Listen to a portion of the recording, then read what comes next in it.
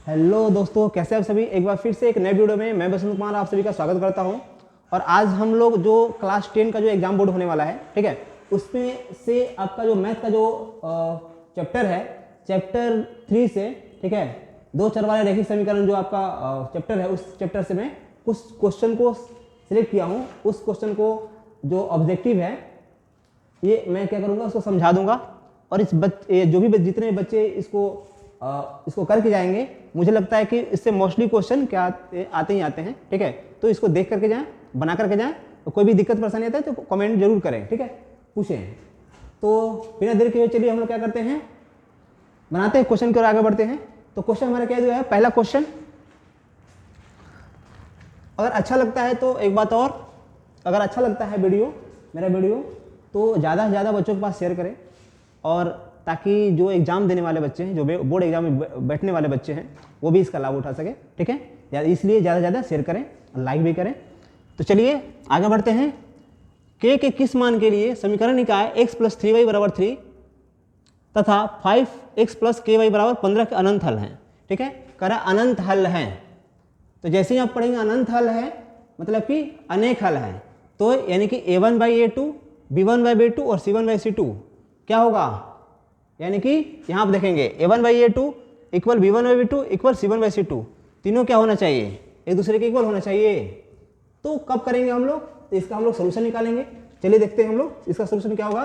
Question को पहले write down करते हैं हम लोग। क्वेश्चन क्या दिया हुआ है, x + 3y = 3 दिया हुआ है ना। ये इसको a1 कर लेंगे, ये b1 है हमारा, ठीक है। हालांकि a1x होता है, कंपेयर करेंगे अगर तो a1x + b1y और इक्वल ये क्या होता है, c1 होता है, ठीक है।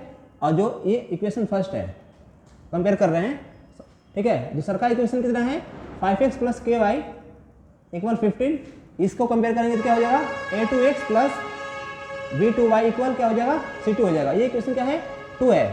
अगर कंपेयर करेंगे तो ये क्या हो जाएगा, x अपन, यानी कि यहाँ पे 1 है, 1/5 हो जाएगा। पहले मैं लिख देता हूँ, यानी कि a1/a2 = b1/b2 = c1/c2, ठीक है।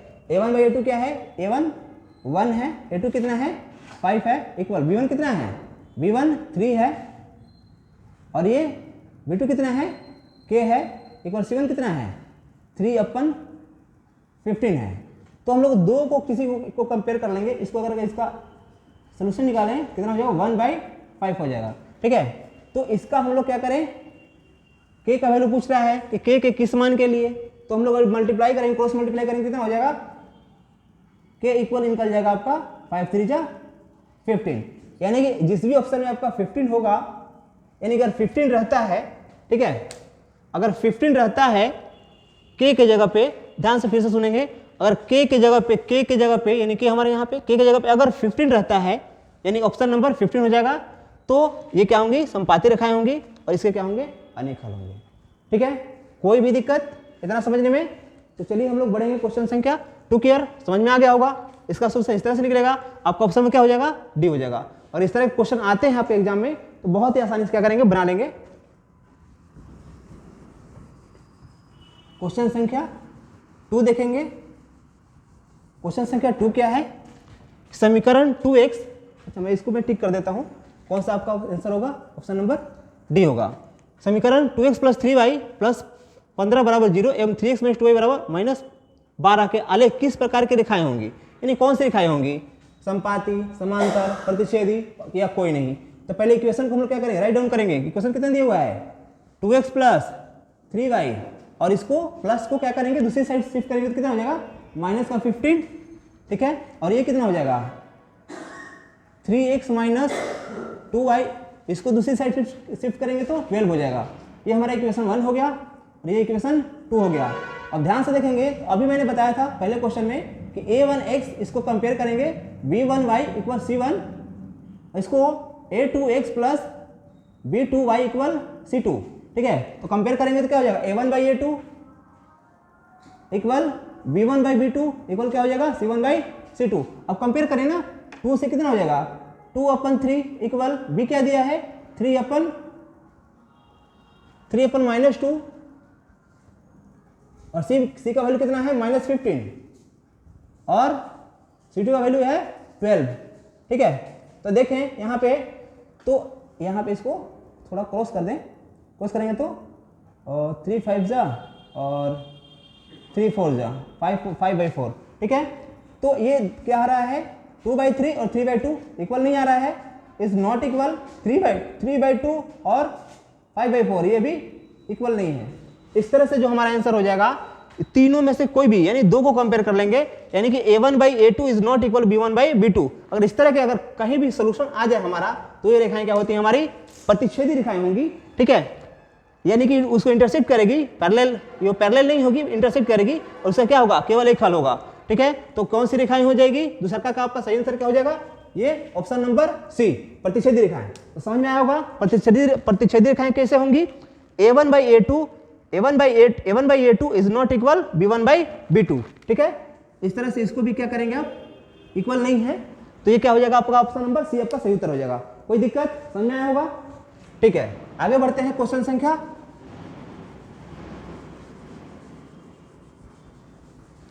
क्वेश्चन संख्या 3 की ओर बढ़ते हैं। क्वेश्चन संख्या 3 क्या है, 2x + 3y = 11 और 2x - 4y = -24 के हल हैं, यानी इसके हल क्या होंगे।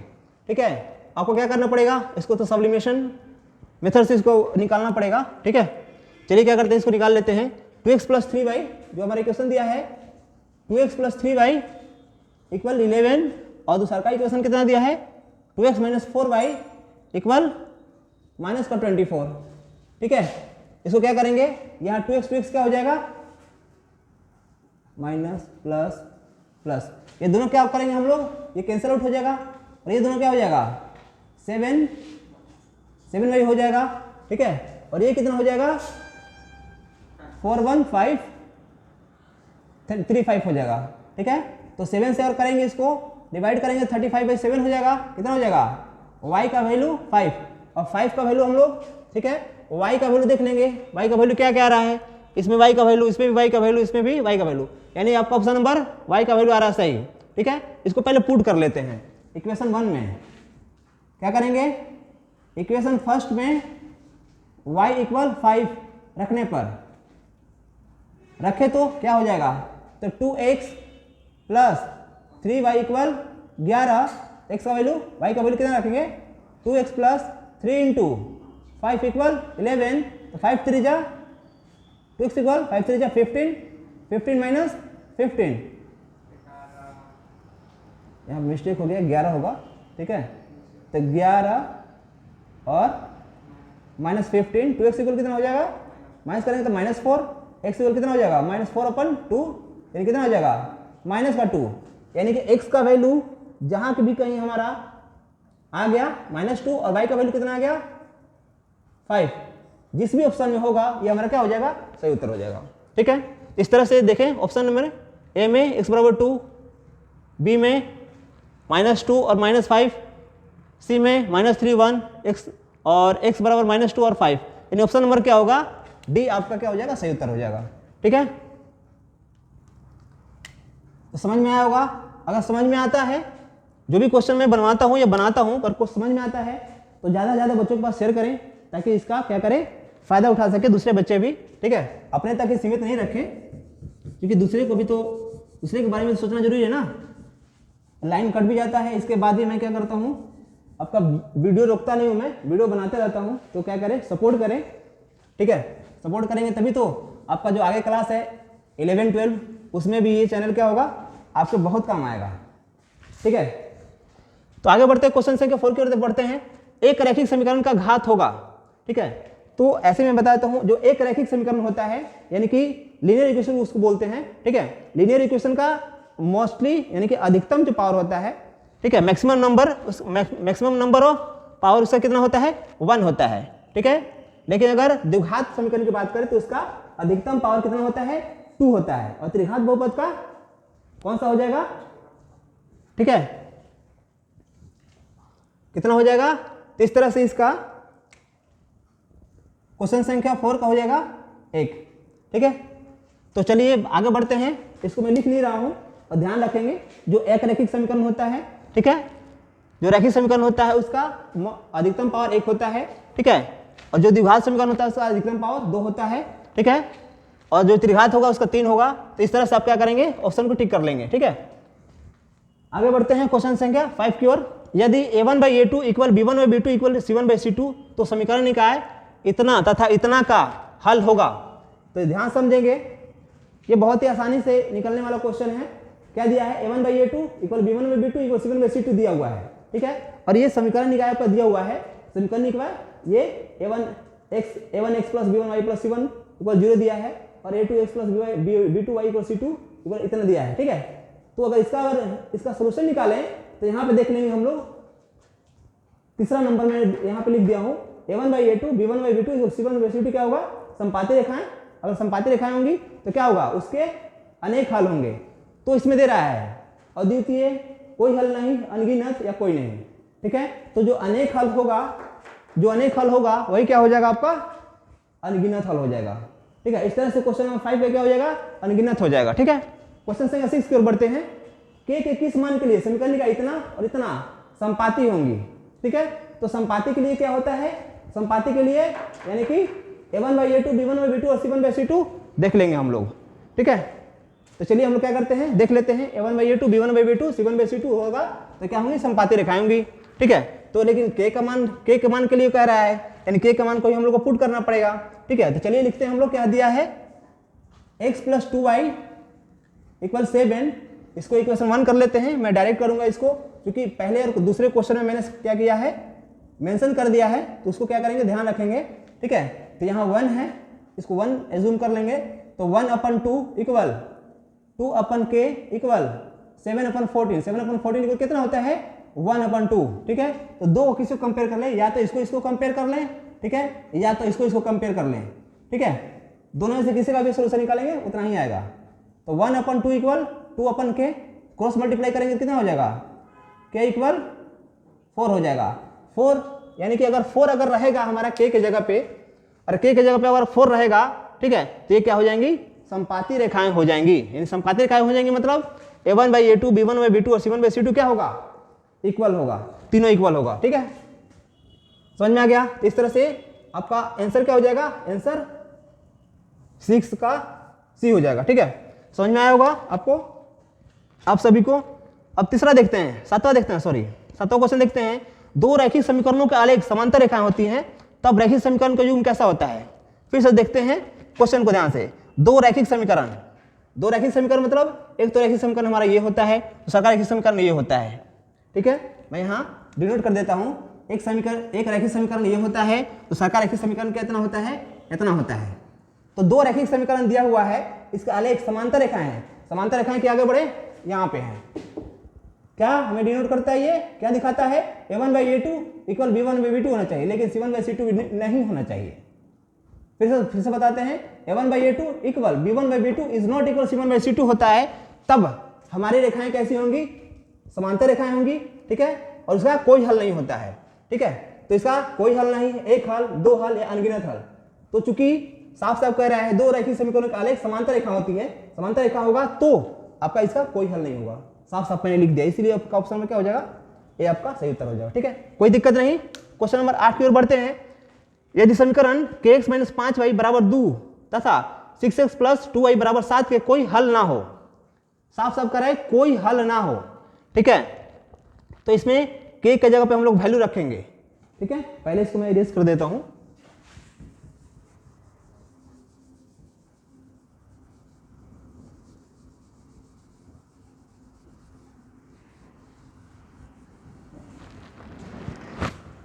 क्वेश्चन क्या दिया हुआ है, kx -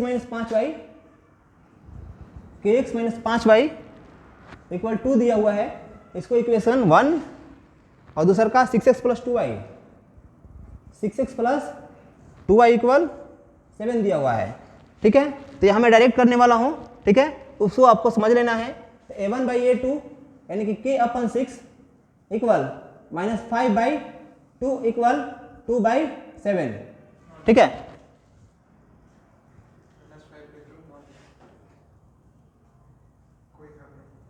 अब यहां देखते हैं, ये वाला था ना, हाँ, यानी के जगह पे कौन सा वैल्यू रखेंगे हम लोग, ठीक है। के जगह पे हम लोग क्या करें, क्रॉस मल्टीप्लाई अगर करें तो ये इससे हो जाएगा क्रॉस मल्टीप्लाई, तो क्या हो जाएगा 2k इक्वल 6 5 जा 30 माइनस का 30, ठीक है। यानी के इक्वल कितना हो जाएगा -30/2, यानी कि के इक्वल कितना हो जाएगा -15, कितना होगा -15 दिया है क्या ऑप्शन में। चलिए देख लो रे बुआ कितना होगा, सब समझ लेना है इसको। यदि समीकरण निकाय के एक्स माइनस 5 और 2 और इतना के कोई हल ना हो, मैंने साफ साफ कह रहा है कोई हल ना हो, माने हई वाला ना, यानी कि a1/a2 b1/b2 is not equal to c1/c2, ठीक है। तो हम लोग के का वैल्यू कितना है हमारा -15, ठीक है। तो -15 अगर रखते हैं -15/6 इक्वल -5/2, ठीक है। और इसको भी कर लेते हैं 2/7, ठीक है। इसको करें तो 3 से जाएगा कितना बार में 3 दूना 6 3 5 15, यानी कितना आया -5/2 इक्वल माइनस का 5/2। देखो रे बुआ ये सब कितना आ गया, दोनों बराबर आ गया कि नहीं आ गया, आ गया ना। यानी कि ये आ रहा है इतना, ठीक है। यानी -5/2 और इक्वल -5/2 दोनों इक्वल आ रहा है, ठीक है। यानी कि ये तो फुलफिल हो गया, i is not equal c1/c2। इस तरह से क्या हो जाएगा, अगर इस तरह के साफ साफ क्वेश्चन भी बोल दिया है कोई हल ना हो, तो के जगह पे इसका वैल्यू रख देंगे, क्रॉस मल्टीप्लाई कर देंगे, क्या हो जाएगा निकल जाएगा, कोई दिक्कत। तो इसका ऑप्शन नंबर क्या हो जाएगा डी आपका सही उत्तर हो जाएगा, ठीक है। कोई भी दिक्कत परेशानी आती है तो अभी बहुत पहले मैं वीडियो डाल रहा हूं, ताकि जो भी बच्चे अगर जो एग्जाम से पहले क्लियर नहीं हो रहे हैं वो देख लें, समझ लें, पढ़ लें, इसके बाद से जाएं, बहुत बढ़िया से क्वेश्चन आप सोल्व कर लेंगे, ठीक है। और खास करके ऑब्जेक्टिव तो बहुत बढ़िया से कोशिश करूंगा कि सब्जेक्टिव का भी बना दें, ठीक है, ताकि सब्जेक्टिव भी आपका बढ़िया से निकल जाए, लेकिन ऑब्जेक्टिव तो बहुत बढ़िया से निकल जाएगा, वो तो मुझे पूरा पूर्ण विश्वास है, ठीक है। आगे बढ़ते हैं क्वेश्चन संख्या 9 की ओर। 2 चर दिया हुआ है x और y में रैखिक समीकरण x + by + c बराबर इतना, कितने अधिकतम हल संभव है, ठीक है। 1 2 अनगिनत या कोई नहीं, फिर समझे 2 रैखिक समीकरण दिया है, 2 चर दिया है x और y, ठीक है। और समीकरण निकाय इतना दिया है x + by + c, कितने अधिकतम हल हो सकता है, ठीक है। तो ध्यान से देखेंगे कितना अधिकतम हल, तो देखेंगे a1/a2 b1/b2 और c1/c2। अगर ये बराबर होता है तो ये संपाती रेखाएं होंगी, संपाती रेखाएं होंगी तो क्या होंगे अनेक हल होंगे, अनेक हल मतलब कि अनगिनत। तो आपका आंसर नंबर क्या हो जाएगा सी, आपका क्या हो जाएगा सही उत्तर हो जाएगा। 2 चर वाले रैखिक समीकरण होगा तो उसके अनगिनत अधिकतम हल हो सकते हैं, ठीक है। समझ में आया है। तो क्वेश्चन संख्या आगे बढ़े, क्वेश्चन संख्या 10 की ओर। के किस मान के लिए समीकरण निकाय इतना और समीकरण इतना अनगिनत हल है, अनगिनत मतलब यानी कि अनेक हल हैं, ठीक है। तो इसको ध्यान रखेंगे, के का वैल्यू इसमें भी दिया है, उसको पुट करना पड़ेगा आपको। 2 रैखिक समीकरण का इसलिए मैंने लिया है ये सब क्वेश्चन, क्योंकि ये सब क्वेश्चन आपको के मान के लिए बहुत बार पूछ देता है, इसीलिए मैंने क्या किया है ये सभी क्वेश्चन को मेंशन करके यानी सिलेक्शन करके तब इसको मैं निकाल रहा हूं, ठीक है। ये 4/2 हो जाएगा, a1/a2 इक्वल b1/b2 इक्वल 6/3, ठीक है। इतना देख लेंगे, मल्टीप्लाई करेंगे कितना हो जाएगा 4 4 जा 2k इक्वल माइनस का 16, के इक्वल निकालेंगे कितना होगा -16/2, यानी कि कितना हो जाएगा के इक्वल -8, ठीक है। यानी कि के का वैल्यू कितना आया -8 ना, -8। तो -8 दिया है क्या ऑप्शन में, हाँ तो दिया है। आपका ऑप्शन में क्या हो जाएगा बी, आपका क्या हो जाएगा सही उत्तर हो जाएगा, ठीक है। अगर आप निकालना चाहें तो आप निकाल सकते हैं a1/a2 b1/b2 c1/c2, यानी कि ये वाला यहीं पे कह दिया है कि अनगिनत हल हो, अनगिनत हल हो मतलब ये क्या हो जाएगा बराबर हो जाएगा तीनों, ठीक है। तो समझ में आया होगा, कोई दिक्कत परेशानी नहीं होगी। इतने सारे जो 10 क्वेश्चन का मैंने सेट बना कर रखा है, सिर्फ आपका जो चैप्टर 3 है 2 चर वाला रैखिक समीकरण से, ठीक है, ये आपके एग्जाम में बहुत ही इंपॉर्टेंट हो सकता है। तो क्वेश्चन को देख करके जाएं, ठीक है, बना करके जाएं, ठीक है। तो लास्ट तक वीडियो देखने के लिए बहुत बहुत धन्यवाद।